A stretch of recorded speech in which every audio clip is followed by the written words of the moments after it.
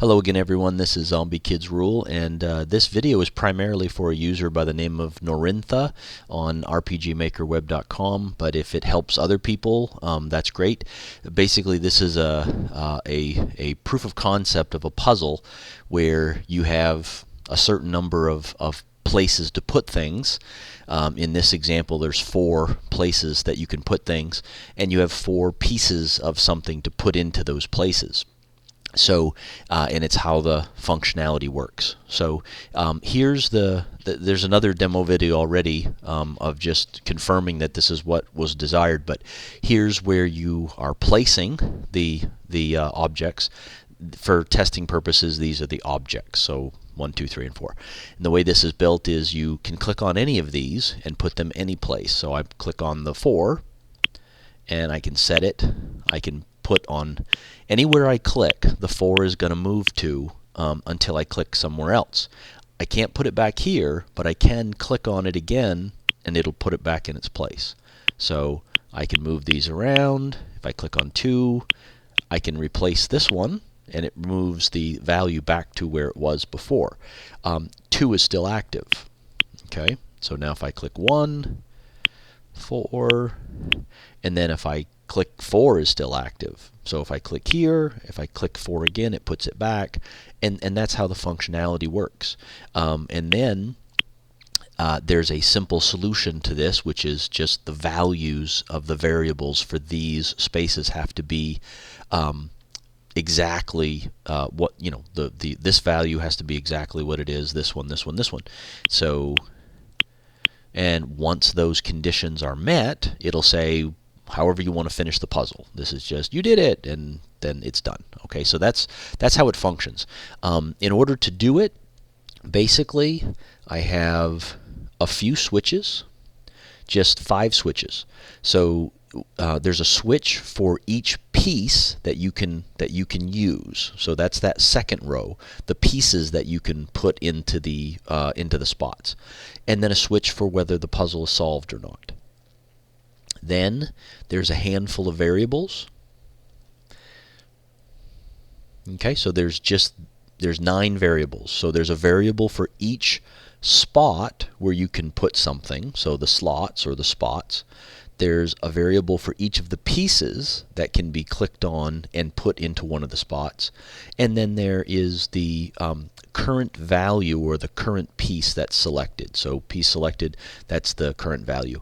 And these, similarly to what I used for assets, but I just, whether it doesn't matter what images these are, I just have a value of 0 for there is no piece, right?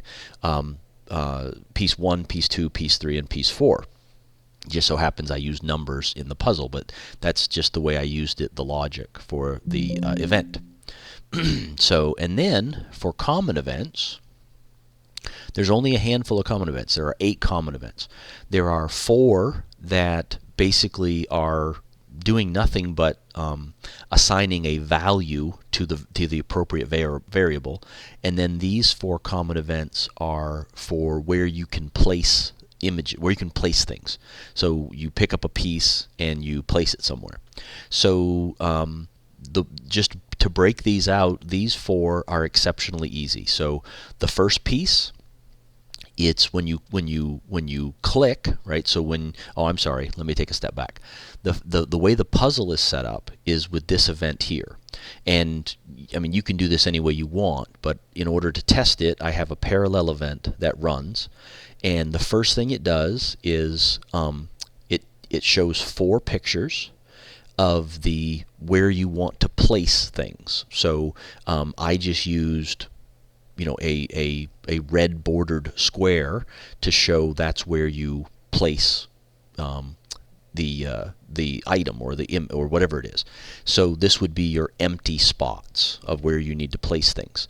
So you have to have, you know, the 4 different pictures with the appropriate image of your empty space, whatever it's going to be.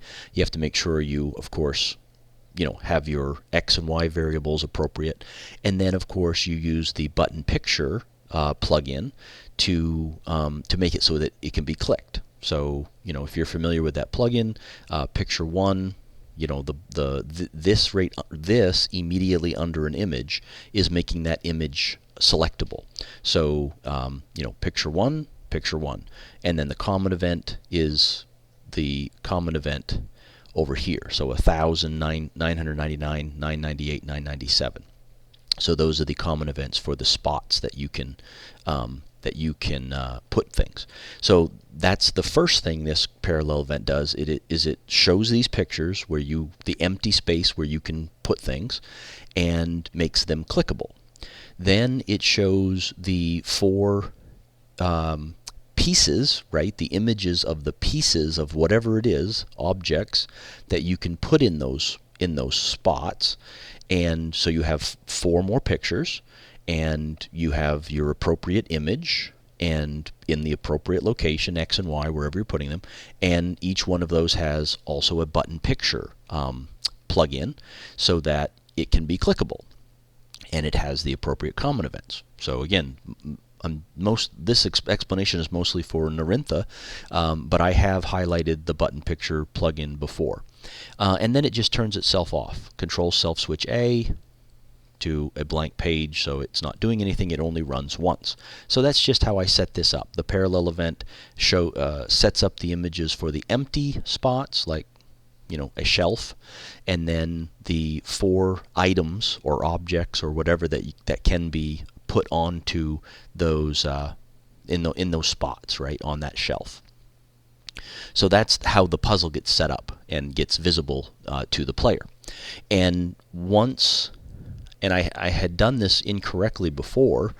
Once you do this, once you run this, even though the event is no longer running, as long as the image doesn't change, then the ButtonPicture is active. So this doesn't have to keep running.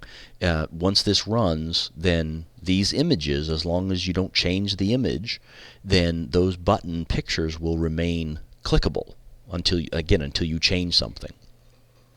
So doing these ones first, because these are really, really super simple. When you click on one of the objects or pieces that you can pick up, if you click on the first one, it just plays a sound effect to show that you actually did something, and then it changes the value of the variable for the piece selected or the object selected. It sets it to 1 because it's the first piece. If you pick up the second piece, it changes that variable to a 2. Same thing with a 3, changes it to a 3, and if it's a 4, if you click on object 4, it changes the piece selected to 4. That's all those common events do. Very, very simple. And maybe the updated ButtonPicture plugin allows you to do all that with one common event. I don't know. I'm not using the updated version of the plugin. So these common events are super simple, very easy. These four are the actual empty spaces to put things in, like say your shelf. They are pretty much cut and paste, or I should say copy and paste. So once you do one of them, it's really easy to just copy and paste them and then update them appropriately. So really, as long as you understand one of these common events, the other three are easy to update. So essentially, this common event is when you have clicked on an object and then you clicked on the first spot where you could place it. So this is the function, and so the first thing it's going to do, there's functionality to remove the piece from the puzzle. So that was when you had, say, the object in the puzzle already, and you wanted to take it away, so you click on that object again, or like I clicked on the number 4 because it was already there, and it went back to the spaces where the pieces were. That's what this first functionality does. So what it does is it says it's going to check to see if the variable piece selected is the same value as slot 1. So because when you click on the picture for slot 1, when it goes through the whole thing, at one point in time here, it's going to, where is it? It was here somewhere. We'll get to it. there we go. Down here, it's setting the slot 1 to the appropriate value of whatever piece you selected. So if these two are not the same, like let's say you've never clicked on slot 1 before, well, that variable will be 0. So if your piece selected variable is 1, because you clicked on the first object, when you first click on this, when you first click on the image and it runs this comment event, this variable will be 1, this will be 0. So they won't be the same. So it won't do any of this, right? It'll drop all the way down to here, and then it'll go through its regular check. But if you already had put something in slot 1, in space 1, then it's going to check and make sure if you're basically clicking on that same slot, again, with the same value.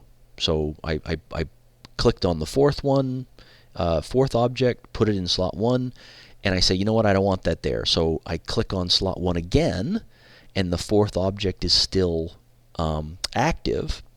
Then it'll remove the fourth object from this space and put it back in the space where the objects are. Okay, so that's the first thing that it's doing. If these variables are the same, the piece selected and the particular slot variable, then it's going to play a sound effect, and it's going to essentially change that space back to being empty.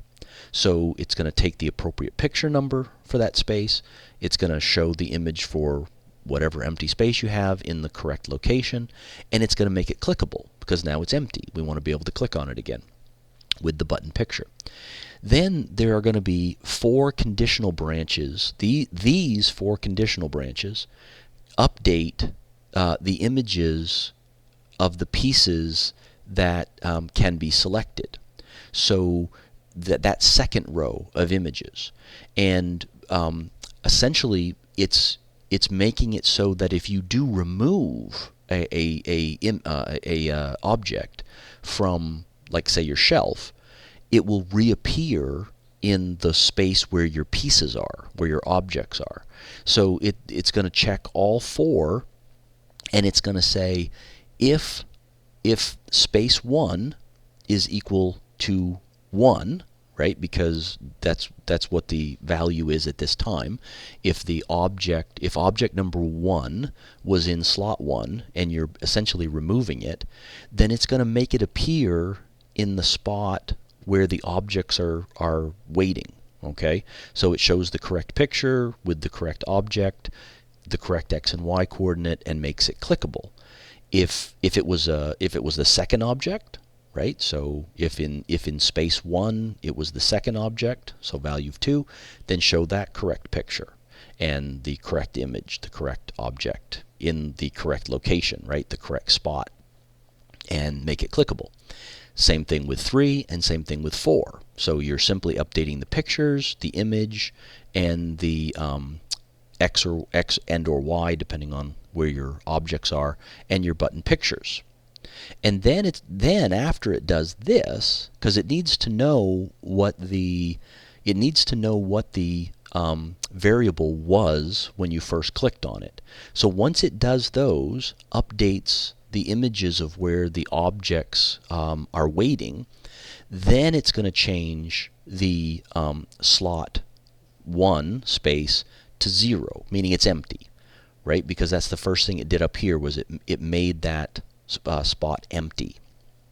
So it updates it to 0, and then it exits because it don't want it to do anything else.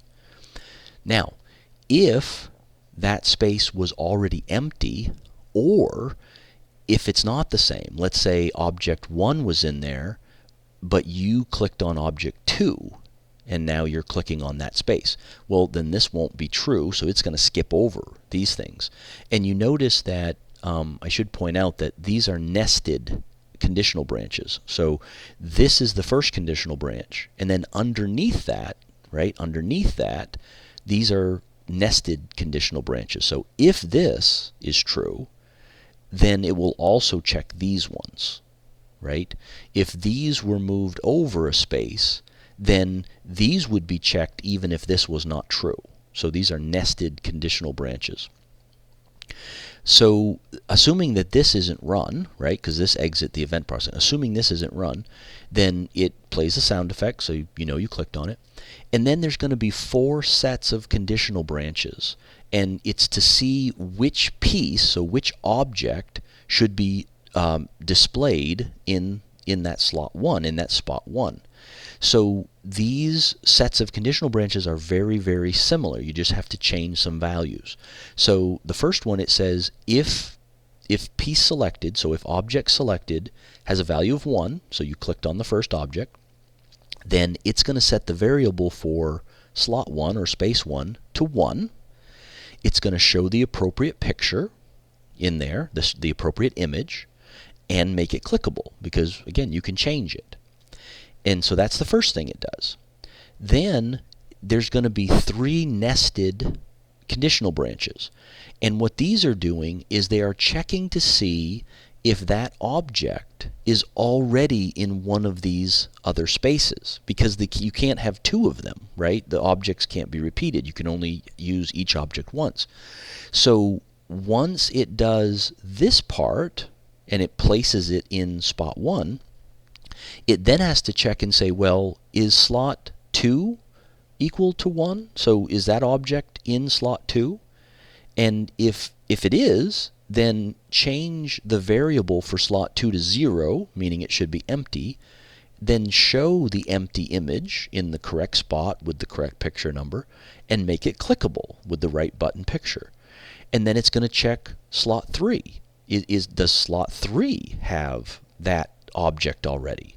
And if so, if it's 1, change it to a 0, show the empty spot with the right picture, with the right right X and Y, and make it clickable. And then check slot 4, right? And if it had the object in it, then change it to 0, show the empty spot, and it's same thing. So it checks if it's a 1, and then updates the slot, and then it checks, well, was that object in one of these other spots? And if it is, it's going to get removed, and it's going to change it to an empty image. And then it's going to go and do essentially this from here down to here. It's going to do that 3 more times. So it's very, very similar. Most of the values don't change. So you change this one to a 2. So if the object you picked was 2, then you're updating slot 1 to a 2. You're going to show the appropriate image. So you have to change this, not the picture, but you're changing this. The X and Y are staying the same. This is staying the same. And then here, you'll notice that up here we had to check.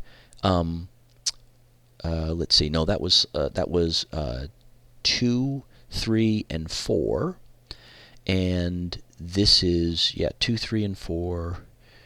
2, 3, and 4. Yeah, that's fine. So it's going to go through. Oh, yeah, that's right, because we're in slot. We're in slot 1. So it's going to check and say, hey, does slot 2, slot 3, or slot 4 did they have that object in it? And if so, change it to a 0. Make sure you update the image to be empty. Make it clickable. So you're really just emptying. You're changing this to a 2. You're changing this is still, or you're changing this to slot 2, and then changing this to 2, and actually this was already slot 3. Yeah, you didn't have to change that at all. So you're just updating this value, okay?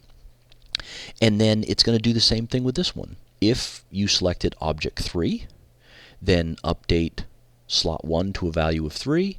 Make sure you're showing the correct image, right? This isn't changing. The location and the button picture isn't changing. And then you're just going to update these again really quickly. If slot 2 was a 3, or slot 3 was a 3, or slot 4 was a 3, then you need to remove those, right? Remove the object from it, change it to a value of 0, show the empty image, and most of this other stuff isn't changing. And then you do the last one. If the object that you picked was a 4, right, was the 4th object, then update that to the 4th object, right, 4. Make sure you show the correct object, the correct piece, and then check the other 3 spaces to see was that piece or that object already somewhere, and if so, remove it, change it to a 0, show the updated empty image, whatever you're using for an empty image. So that is the first part of this. Okay. Then what this is going to do is this is going to essentially you have 4 scripts, and you're checking to see if any slot has a piece has piece number 1. Okay. So and you're going to use the OR. So this is a script, and if any of these spots have a 1, that means object 1 is in one of these spots, then it's going to turn a switch on. If none of these variables have a value of 1, then that switch will be turned off.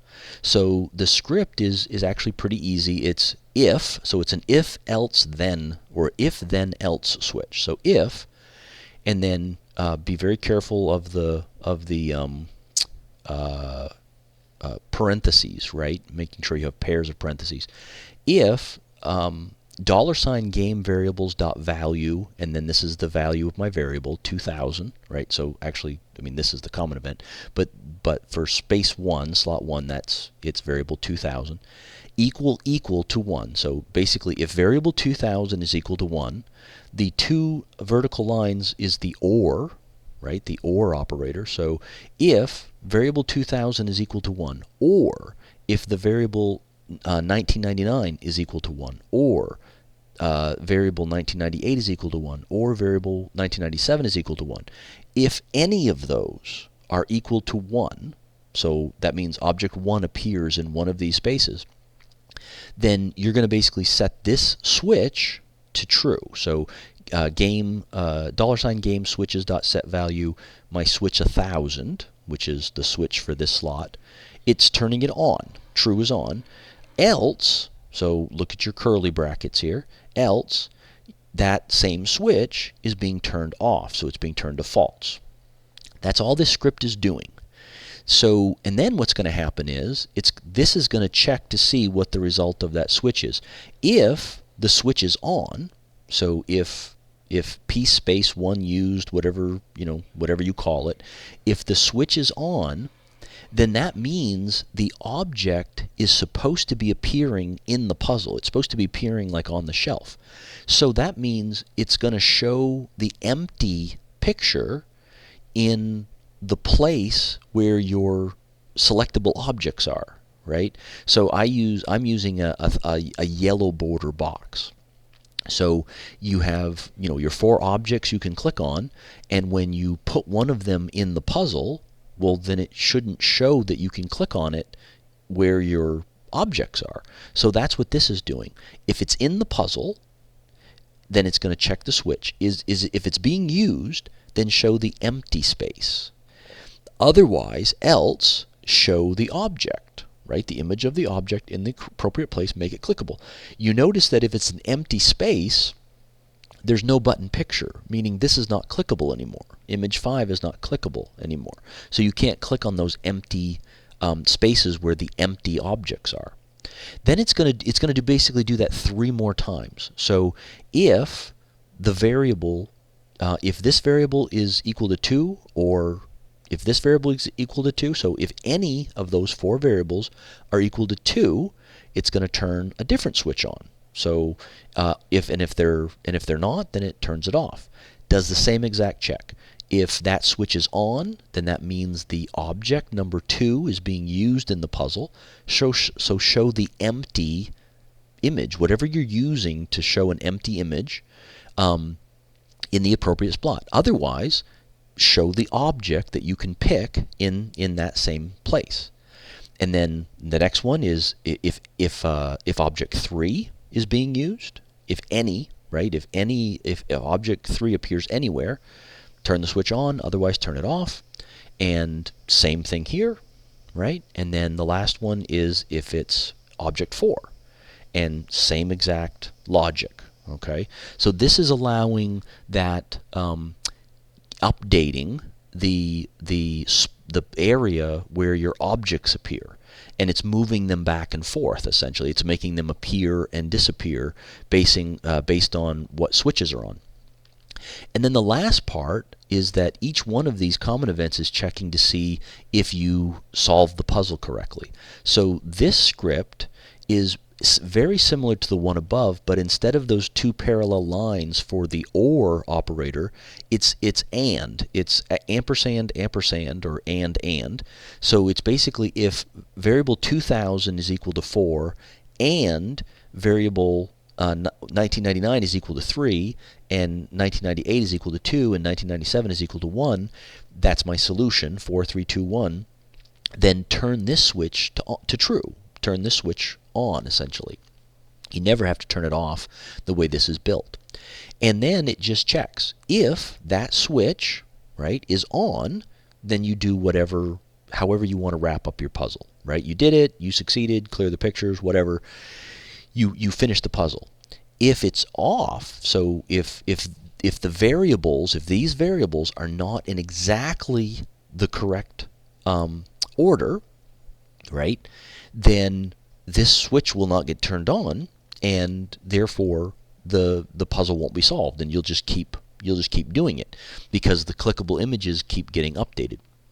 So that's one of these events, and the other three are almost identical, except you just have to change some of the values. So if we go to slot 2, you'll notice that this has to be updated to if piece selected is equal to slot 2.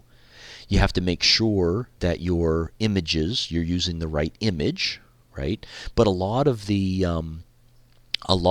X's and Y's and the button pictures won't have to be updated. These are going to be the same. So these, I don't, if I remember correctly, if I go here and go up to the top and we look starting here at slot 1, and okay, this actually, yeah, no, this is the right one. So you're basically these 5, 6, 7, 8, and all the spaces, right? 240, 288. These are all the same. The only thing that's changing is you're updating this from slot 1. You're updating it to slot 2. So this is being updated to slot 2, slot 2, slot 2. Whereas before it was slot 1, slot 1, slot 1. So you're updating that, updating this to slot 2. Then these are, again, copied and pasted slot 2, right? Making sure you have the right information for slot 2. And then this is where it changes a little bit. When we did slot 1, once it did slot 1, then you had to check slot 2, slot 3, and slot 4. Well, here you already have slot 2, so now you have to check slot 1, slot 3, and slot 4. So you're skipping slot 2. So again, remember, this is the part of the event where this is updating the object that you picked, right, in the spot, and then you have to check the other spots, the other places, to see if that object is already there so you can remove it. And then you just repeat the same things 4 times. If the object you picked was a 2, you're updating slot 2, and then you're checking slot 1, slot 3, and slot 4. And most of this is not going to change. If it's a 3, again, check the same thing. If it's a 4, same thing. And then these don't change at all. So the scripts to update the object area, these don't change. These don't change at all. And then the solve script doesn't change at all. So essentially from here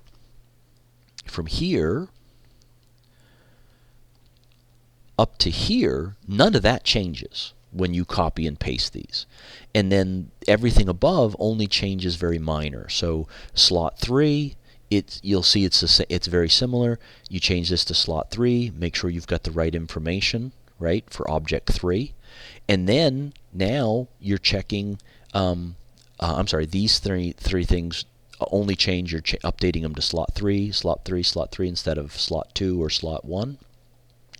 And so very little changes here. Update this to slot 3. And then when you get down to this section, you're updating this to slot 3 making sure you have the right object, the third object, and then remember that you have to check the other spaces. So you have to check slot 1, slot 2, slot 4, right? You're skipping slot 3. And a lot of this doesn't change from the previous common event. And then same thing, if your object you picked was a 2, update the value of slot 3 to a 2, make sure you have the right object information here for the image and the location, and then check slot 1, slot 2, and slot 4 to see if that object already appears somewhere else, and if so, remove it. So all that is the same as the other common events, and I already said none of this changes from here to the bottom.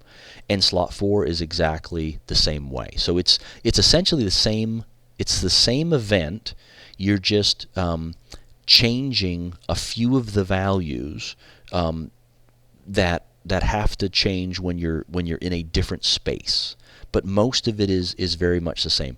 So I just made this first event, got this first event working, and once I knew that it was working when I was doing a play test, then I just had to copy and paste the event, just copy the entire event, and then update the values appropriately. And you just have to be very careful when you're updating the values, and that's it. And again, these ones are very very easy, right? Those are very quick and easy. And that's it. So again, just had this to set up the puzzle. So the first time you got to have some event that shows your place to put things, like your shelf, and you need to have something that shows all the objects that you can put on the shelf or in the place.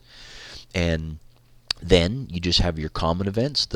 These 4 common events are doing most of the work, so that when you click on one of the objects, it's just setting the piece selected or object selected value of 1 through 4.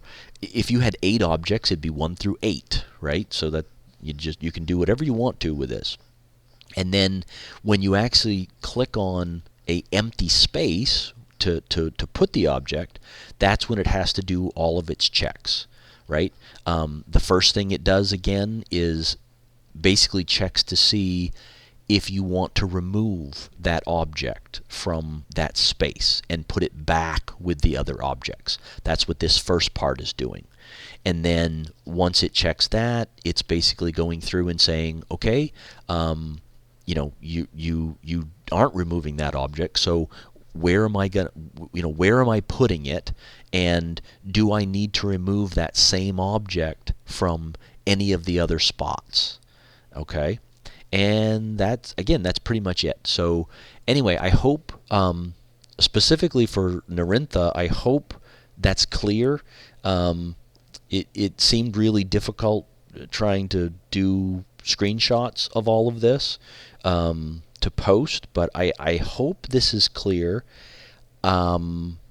Hopefully someone else will watch this over on the forum, and if they have an easier way to do this, then they will make a suggestion. Because I started making a video before, and I had a whole bunch of unnecessary stuff in here, in these 4 things. It wasn't doing anything, and so I ended up removing them and redid this. So hopefully this is clear enough, and if other people watch it and they know of a better way to do this or an easier way to do this, then hopefully they'll share. And again, to restate it, this is built with the default version of the ButtonPicture plugin, and so it's not the updated version. I have not tried the updated version yet, so I don't know how it would change anything here, but this concept works, and so hopefully this helps, and or you can build off of it, you can modify it, you can change it to make it the way you want to. Okay. All right, well, if you do have any questions, you're welcome to post on this video, or of course you can post in the thread on the forum, and I will I will try to put a post. I will try to put a link to that thread in the comments or in the description of this video as well. So anyway, thank you very much. I hope this helps other people too, but this was really specifically for Norintha, you know, if it helps anybody else, that's cool too. Thank you very much, folks, and I hope you're all having a great day. Happy game developing, and I'll see you later.